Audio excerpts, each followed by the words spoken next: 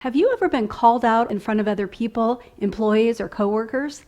Have you ever been the person to call someone else out in front of other people? Either way, it's not very much fun, is it? Yet, in auto repair shops all over the country, this is happening on a regular basis, even though the owner understands this concept.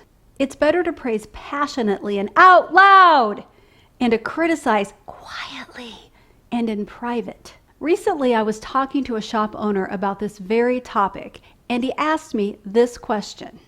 When is it okay to call someone out or correct them in front of others?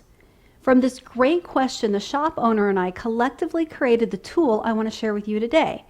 And it's what I call the 3 Risk Litmus Test, and it looks like this. The only time it's okay to publicly call someone out or correct them is when one of the following 3 factors are in place. Number 1, the shop's liability is at risk. Number 2, there's a risk to someone's personal safety. And number 3, there is a risk to property damage, either the shop's property or it could be the customer's property that's at risk. Let me give you an example of each. For liability, if you have one employee cat whistle another employee or partake in any form of harassment, sexual or otherwise, you most definitely want to provide an immediate correction. And do it in front of others who witness the behavior so it's clear that you're not going to tolerate that type of conduct. A personal safety example would be when you see a customer walk through the shop without the proper safety measures in place. In this case, you want to intervene immediately before someone gets hurt. A property damage example would be if you see an employee using a tool incorrectly and as a result the tool may become damaged or the part they're trying to fix might receive further damage. When this happens, step in right away and provide correction to avoid any potential damage. And that's it. That's the litmus test. All other behavior that requires correction must be done privately and quietly. And here's why. Public correction feels more like a scolding, and it's so embarrassing and hurtful. Think about how you felt when you have been on the receiving end of it. It can cause people to feel angry, unliked, and even betrayed. It can cause someone to emotionally shut down completely for the rest of the day, or a week, or even longer. It just doesn't set people up to do their best work. In fact, how you handle the correction can and does have a direct effect on your bottom line, and that is because public correction can negatively affect attitude, productivity, and when it happens on a regular basis, it even has a negative effect on shop culture. One time I was talking to an owner and he told me that he purposely uses embarrassment as a teaching tool.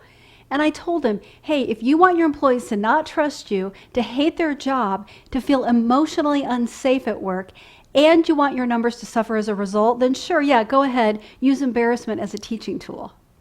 The thing is, he was probably using the same tool that was used on him at some point in his life. He was only doing the best he knew how, and so I helped him see how to do it better. And that's why I wanted to share this tool with you today, because there is a better way.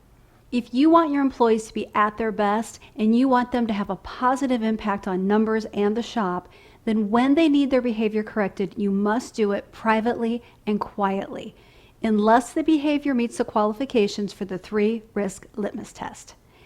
And now, on an entirely different note, I'd like to invite you to join me in my upcoming online video course. The title is Making Every Call Count: How to Increase Your Shop's Call Conversion Rate Starting Now. This is a high-impact course and one that's really needed because as an industry, we are only converting 44% of calls into appointments. This tells us we have a call conversion problem and you, shop owner, spend too much money on marketing to allow that to continue. There's a very specific set of strategies that service advisors can use to dramatically increase their call conversion rates. These strategies are truly transformational, and they're the strategies I teach in this 2-hour course. They're also the same strategies that I've been teaching to auto repair shop owners and service advisors all over the country for the last 10 years. The strategies work. The course itself is extremely content-rich, and it's been designed to meet the needs of all types of learners. I hope you'll check it out. You can find it at our website, thebiosphere.com. I hope you can join me for the course. I think you'll enjoy it. I'm sure you'll get a lot out of it, and it may just be the transformation your shop needs. Thank you for watching, and thank you for building something better together.